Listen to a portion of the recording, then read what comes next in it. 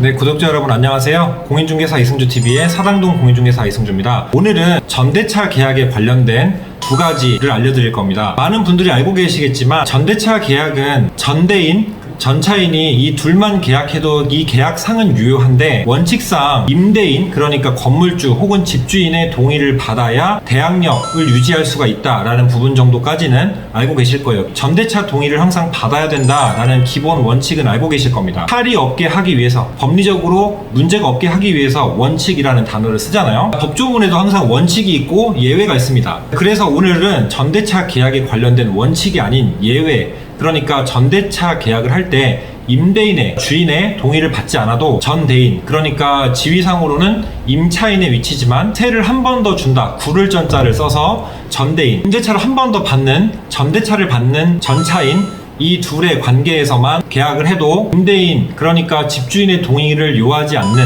동의가 필요 없는 예외적인 사례, 상황 두 가지를 말씀드리려고 합니다. 자, 먼저 법조문을 근거해서 말씀을 드려볼게요. 민법 632조에 있어요. 임차 건물의 소부분을 타인에게 사용케 하는 경우 이렇게 딱 명시가 되어 있습니다. 보통은 법조문에 원칙이 있고 단 뭐뭐 할 경우에는 그러하지 아니하다 라는 조문으로 보통 예외사항을 많이 두는데, 이 부분은 전대차에 관련돼서 그리고 민법의 임대차에 관련된 조문들이 많기 때문에 따로 법조문 632조에서 규정하고 있다라고 보시면 될 것 같고요. 한번 읽어볼게요. 임차 건물의 소부분을 타인에게 사용케 하는 경우, 건물의 임차인이 그 건물의 소부분을 타인에게 사용하게 하는 경우에 적용하지 아니한다 라고 해서 임차권을 양도하는 게 아니라 본인이 임대차한 공간의 일부분, 그걸 소부분이라고 표현한 겁니다. 소부분을 사용하게 빌려줬을 때 샵인샵 개념이라고 보시면 될 것 같습니다. 이럴 때는 임대인의 동의를 요하지 않는다 라고 되어 있습니다. 그래서 오늘의 전대차 동의를 받지 않아도 되는 두 가지 중에 첫 번째, 이 법조문대로 바로 임차 부분의 소부분을 타인에게 사용케 하는 경우에는 임대인의 동의를 요하지 않는다, 법적인 조문입니다. 재밌는 부분이 사례가 있어요. 사례를 보면은 상가 건물을 임차해서 운영하던 사람이,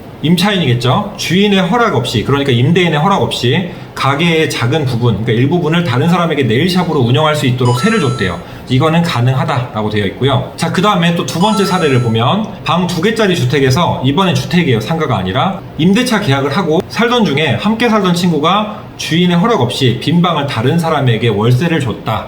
이거는 줄 수 있다 라고 이제 되어 있고, 전체 공간을 임차인이 책임지고 임차인이 점유하고 살고 있기 때문에 그래서 그렇지 않을까 라는 생각을 합니다. 왜냐면 전대차 전체 부분을 또 다시 한번 세를 준다 그러면 당연히 임대인의 동의를 득해야 되는 게 기본적인 원칙인데, 이렇게 임차인이 점유를 하고 사용 수익을 하고 계약 요건을 갖추고 있는 상황에서 이 소부분의 임차를 한 번 더 해준다고 해서 법적으로 문제되진 않는다 라는 부분인데요. 뭐 도의상 임대인에게 아무래도 얘기를 하는 건 실무상으로는 좋지 않을까 싶기도 하고요. 왜냐면 또 괜한 오해로 얼굴이 붉어질 수 있고, 임대인 입장에서도 왜 내가 빌려주지도 않은 저 공간에 저 사람들이 살고 있지? 라고 기분 나빠하실 수도 있잖아요. 그리고 모든 게 법대로만 다 되는 것은 아니더라고요. 살면서 실무를 많이 경험하면서 보니까. 그렇기 때문에 사전에 말하는 거랑 선 조치 후 보고를 하는 것과는 정말 기분이 상대방 입장에서 다릅니다. 그래서 사전에 먼저 얘기하시기를 전 추천을 드립니다. 동의서를 득할 필요는 없어도 이야기를 하시라는 겁니다. 추가로 첨언하려고 다른 부분을 또 갖고 와봤는데요. 건물의 소부분에 관하여는 무단 전대 금지 등에 관한 민법 규정이 적용되지 않기 때문에 건물 소부분은 임대인의 동의 없이 전대할 수 있는 것이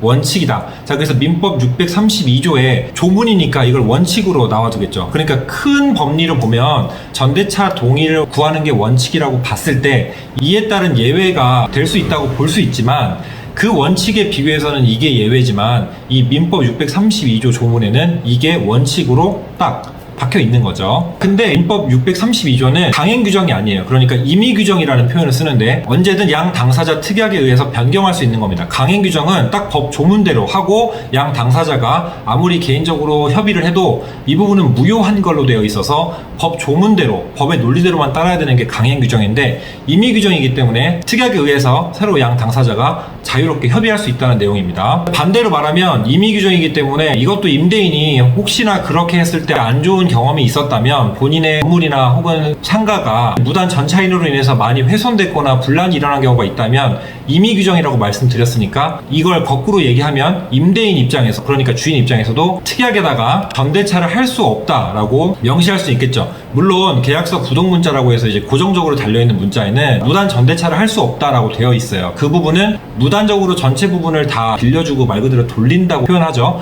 돌리거나 임차인이 살지 않고 그렇게 수익을 위해서 하는 경우, 이런 경우에는 무단 전대차로 보기 때문에 계약 해지 사유가 됩니다. 임대인이 만약에 소부분도 임차를 원하지 않는다, 전대차를 원하지 않는다라고 하면 특이하게 설정할 수 있다라는 부분입니다. 그래서 임대인 입장에서도 방어 수단은 있다라고 말씀을 드립니다. 자, 두 번째는요, 이제 판례를 바탕으로 설명드릴 건데요. 부부 사이의 전대차입니다. 자, 무슨 말이냐면 사례를 바탕으로 한번 말씀드려볼게요. 임차권의 양수인이 임차인과 부부로서 임차 건물에 동거하면서 함께 가구점을 경영하고 있는 경우의 판례였어요. 92-45308 판결인데요. 임대인이 이제 되게 기분이 나빴나봐요. 왜냐면 계약한 사람이 부부 중에 부인 혹은 남편일 수 있는데, 부인이라고 가정하면 부인이랑 계약을 했는데 남편이 갑자기 보이는 거죠. 부인이 보였더라도 무단 전대차를 했다라고 해서 전체 공간을 다 빌려준 경우인데 원칙상 계약 해지 사유가 된다라고 해서 해지 통보를 했는데, 그래서 양 당사자가 소송까지 간 거겠죠. 그래서 판결이 났는데 부부 사이는 경제적 공동체자, 그리고 무촌이잖아요. 그리고 일심동체라고 하죠.